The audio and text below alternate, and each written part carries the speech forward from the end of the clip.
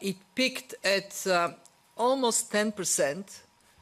Now it is around 6% and continuing to slip down, to go downwards.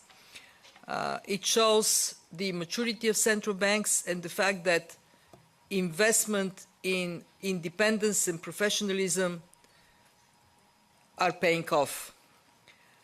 Fiscal consolidation, not easy, but on the basis of being carefully moderated over medium term and executed with attention to the vulnerable parts of the population, is starting to also bring results. The median debt ratio has stabilized at around 60%, and this is really welcome news, because after 10 years of going up, up, up, we are finally seeing that stabilizing and going, in some countries, going down. Now, this is good, but not good enough, because countries in sub-Saharan Africa do face a funding squeeze. They do face high debt payments. Just one number to illustrate. The debt payments on average, debt service payments on average, 12% of revenues on average. They were, this is more than double, they were around 5% a decade ago. And what is heartbreaking is in some countries debt payments are up to 20% of revenues. What does it mean? That what could have gone for education, for health, for investment in infrastructure, in jobs, is being sucked away for debt service. And we know that a big part of the reason is because interest rates are still quite high. So what does that translate into for the authorities in sub-Saharan Africa? Well, first, we see that those that have worked to improve public finances, to clean the ground for investments, for private sector to come, they're doing better. When you have tax to revenue at 26%, like in Cote d'Ivoire, you can bear the debt service burden. When you have 12% tax to GDP, you cannot. So big part of our support for sub-Saharan Africa is in domestic resource mobilization, improving the efficiency of public spending, and also helping countries to develop local capital markets. So savings of local savings can then gear growth prospects. Second, the inflation problem is not solved, so don't take your eyes off the ball. And third, Africa has so much to offer. Well, let me first say, when we talk about Africa, it's kind of misleading because there are so many Africas in Africa. But this is the continent with the most exciting opportunities for the future. Natural resources abundant. Very youthful population that is eager to work. So the more countries can do to make themselves more attractive, more trustworthy for investors, I'm sure we will see capital from other places flowing into Africa. And our determination is to work for that optimistic prospect, to see the rich opportunities in Africa captured for the benefit of the African people. Okay, let's go to the center. I'll take the woman in the white right in the front row. So far I see one conclusion for you: sit on the front row. Thank you so much for the suggestion, and thank you so much for taking my question. My name is Rachel, journalist at 21st Century Business Herald, Guangdong, China. So in the context of transformative 20s, you mentioned a couple of times in your previous speech. So what are the top priority recommendations that IMF have for countries that are facing high debt burdens as well as high inflationary pressures? Thank you. Managing Director, I'll ask you to take that one. Thank you. Well, first thing first, if you want to have a strong dynamic economy, the foundation has to be strong. Make sure that the policies are robust, that tax policies are in place, fiscal policies are in place, starting from good taxation, preferably one that allows the wealthier part of the population to pay their dues, and then, of course, high quality of spending. That takes us to, and sound monetary policy in place. That takes us to proactively what countries can do. In the world of today and tomorrow, the quality of human capital would matter tremendously. You cannot transform your economy if the skills base is from the 20th century. And I think the issue here is not just to have schools, but to get people to learn how to learn over their lifetime. Agility in social support.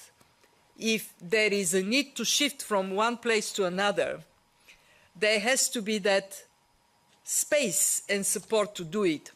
I often talk about social safety ropes, not, or my colleagues say use the word ladder, because rope may be this.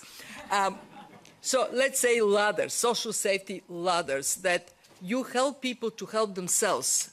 What does it mean? Access to financing, access to credit, ability to support the functioning of the economy, and that takes me in the next critical part, accessible digital infrastructure. And this, in today's and tomorrow's economies, is going to be paramount. And then comes the green transition.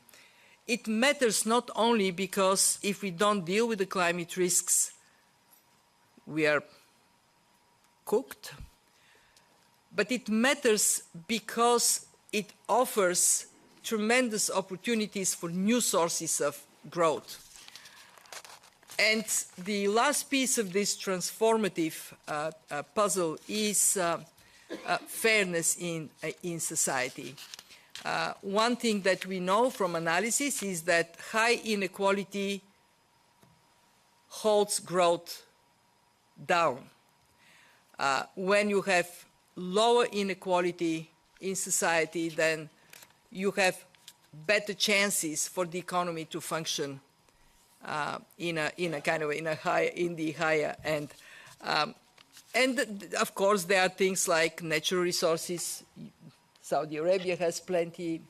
But if you don't have human capital, conditions for investment, and the prerequisites for dynamism for the new economy, the digital, the green economy, then it is hard to transform. I want to say something. I'm sorry, Julie, she's going to give me a hard time afterwards because I'm dragging my answer here. But I want to say the following.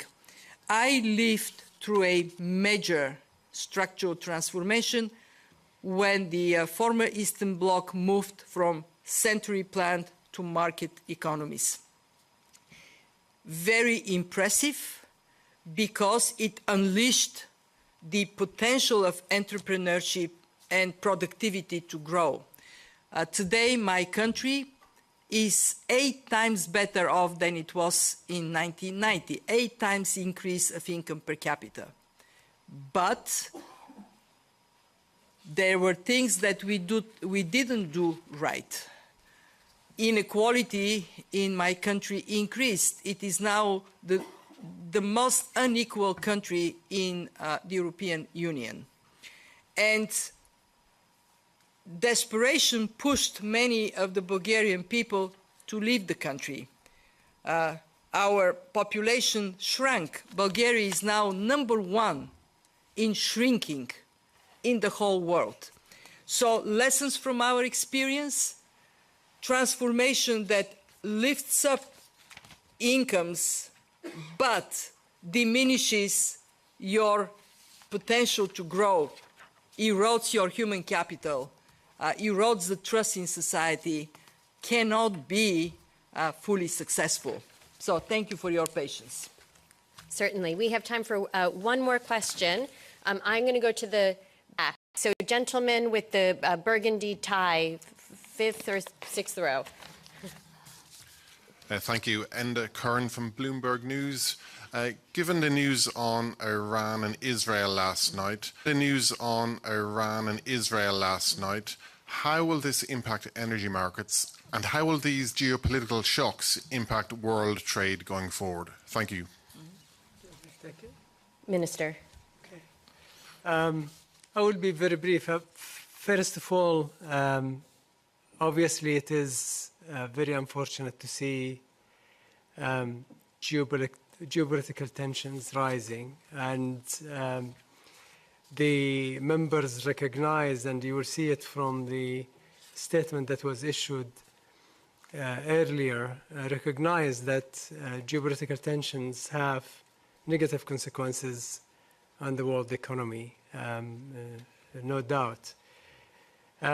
We also heard today from the managing director of the World Trade Organizations that while generally there is a negative impact from fragmentation resulting from geopolitics, there are also some beneficiaries, and a lot of emerging markets are actually benefiting, which is good, from the diversification of the supply chain.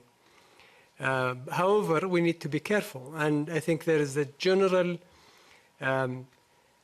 agreement among members that we can only resolve global issues through cooperation and through a fora like the IMFC and the IMF that will provide the platform for a proper constructive discussion to deal with these challenges. Thank you very much. Thank you very much. This will bring to conclusion this press conference. Thank you so very much for joining us. As usual, the transcript will be made available later today on imf.org. And please reach out to my team at Media Relations with any additional questions that you have. And we wish you all a wonderful weekend. Thank you again so much for joining us. Thank you.